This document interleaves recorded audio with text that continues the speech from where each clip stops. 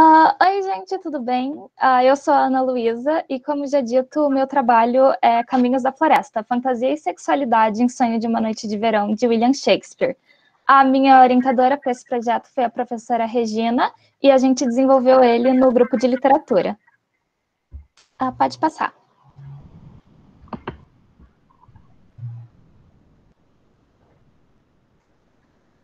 O meu trabalho está dividido nos meus objetivos e o meu interesse nessa obra, uma rápida introdução da obra em si, uma discussão sobre molduras teatrais e como elas afetaram os trabalhos de Shakespeare, a minha análise de fantasia e sexualidade em Sonho de uma Noite de Verão, e, por fim, minhas considerações finais e referências.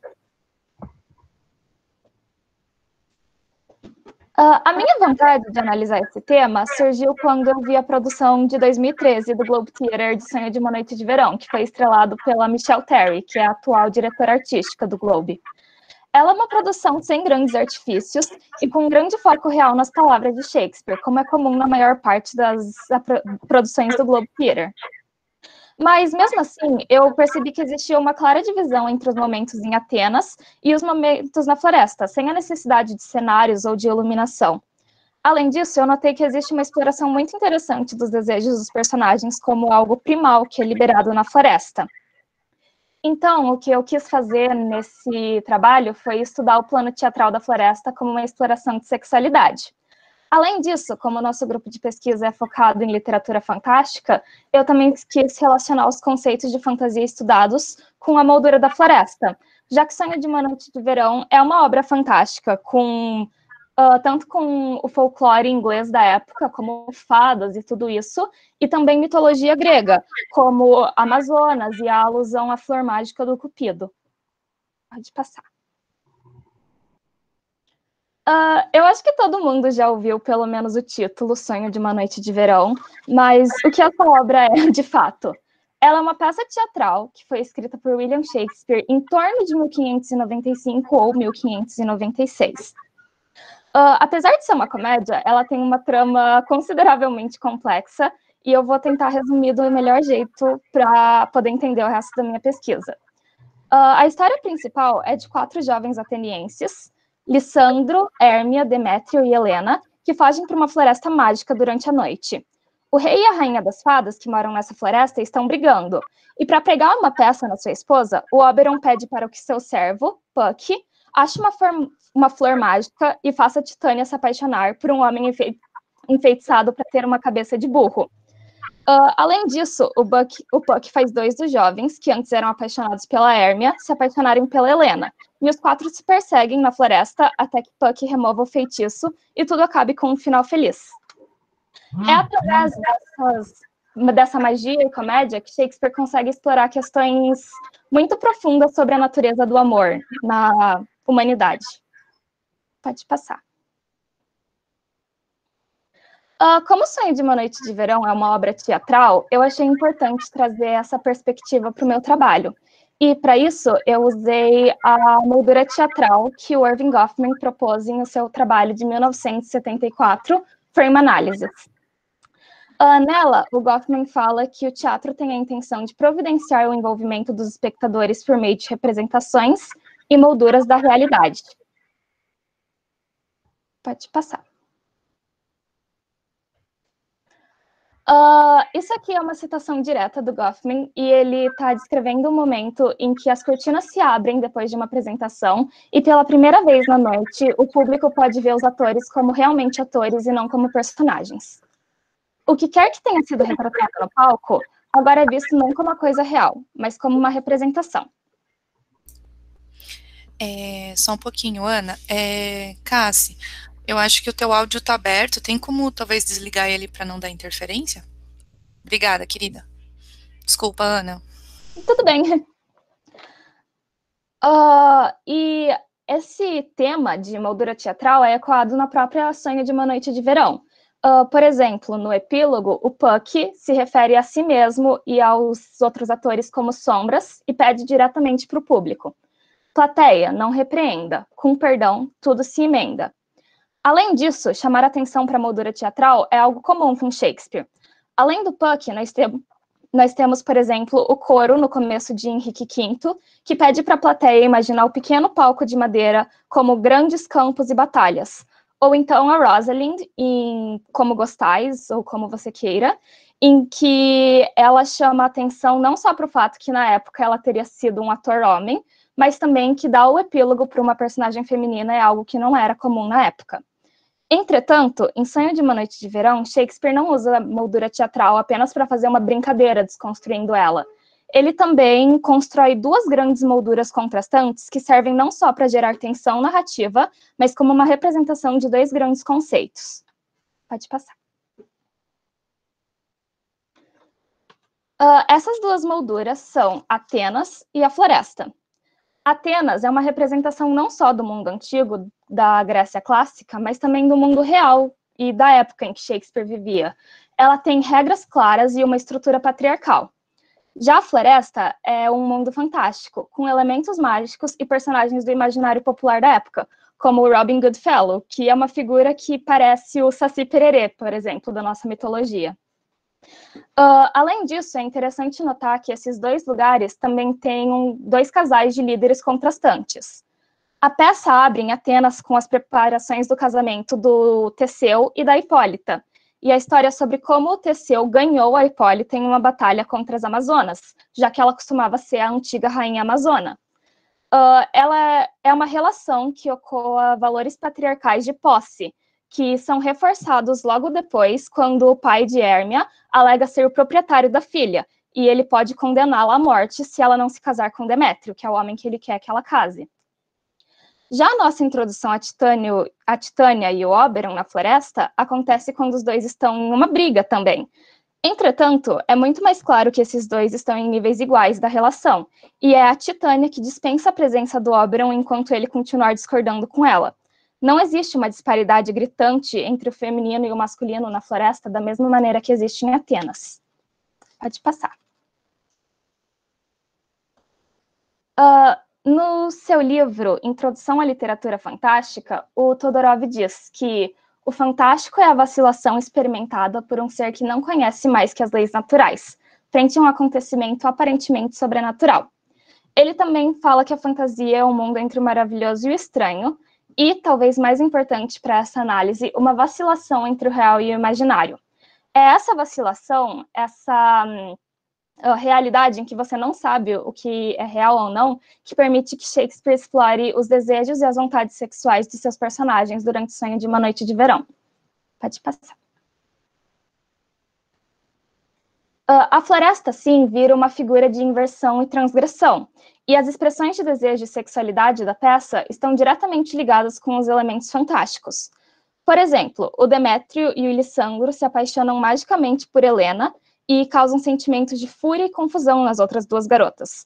Ou então, o momento mais icônico da peça que está representada nessa imagem, que é quando a Titânia se apaixona magicamente pelo Bottom, que teve a sua cabeça transformada na de um burro. O Giancotti, em sua obra Shakespeare Nosso Contemporâneo, também notou que existe um contraste violento entre a floresta e a noite e a censura que existe em Atenas e no dia. Pode passar. Nessa mesma obra, o Giancotti fala: em nenhuma outra comédia ou tragédia o eroticismo é retratado de maneira tão brutal. Os casais são permutáveis. Os parceiros agora não têm nome ou rosto. Ele ou ela é quem está mais perto. E essa ideia dos casais permutáveis casa com a ideia que a floresta é um lugar de inversões. Mas não é só na história que nós podemos ver esse tema ecoando, mas também na prosa em si. Pode passar. Em uma das primeiras cenas dos apaixonados, os casais dentro da floresta, a Helena está perseguindo o Demétrio. O Demétrio diz para ela ir embora, mas ela diz: pode ir, eu vou mudar a lenda. Apolo foge e Daphne corre atrás. A pomba segue o grifo e a pobre corça persegue o tigre. Louca é a corrida em que o covarde sai caçando o bravo. Que é uma clara inversão que nessa peça a gente começa a peça com a história de um homem que caçou uma mulher, com o Teseu e a Hipólita, e agora que a gente entrou na floresta, a gente vê uma mulher caçando um homem, com a Helena e o Demétrio. Pode passar. Também é interessante notar que dentro do universo da narrativa, os personagens precisam passar por um momento de caos, onde todas as regras da sociedade e até mesmo seus próprios desejos são esquecidos. Assim, também é possível ver a floresta como uma figura de possibilidades, onde todas as regras e leis são quebradas. É apenas após essa inversão de suas realidades que os personagens ganham novas perspectivas, e ao voltar para o mundo real de Atenas, eles atingem um estado de harmonia. Apesar de eles voltarem para o mundo real e terem todas as suas experiências na floresta consideradas como um grande sonho, eles não voltam para o status quo da peça. O rei, Teseu, nega as demandas do pai de Hérmia e ela pode se casar com Lissandro, que é o homem que ela ama. E assim como a Hérmia acaba ganhando o amor do Demétrio. O casamento no final da peça acontece não apesar dos eventos da floresta, mas por causa deles. Pode passar. Assim posto, as minhas considerações finais nesse trabalho foi que os elementos fantásticos de Sonho de uma Noite de Verão podem ser interpretados como uma representação, no plano teatral, dos desejos sexuais de seus personagens, que precisam entrar em conflito para serem finalmente resolvidos no mundo real da narrativa. Essas são as minhas referências, e muito obrigada!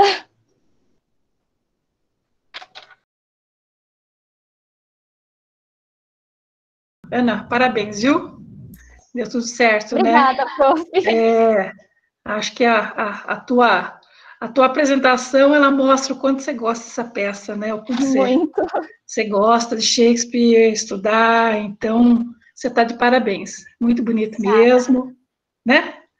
E eu acho que ficou assim, tudo muito bem explicado, né? A teoria que você usou, escolheu, então acho que ficou muito pertinente, né? Tudo que você colocou aí. Obrigada, viu? Obrigada, prof. Obrigada por me deixar fazer essa pesquisa.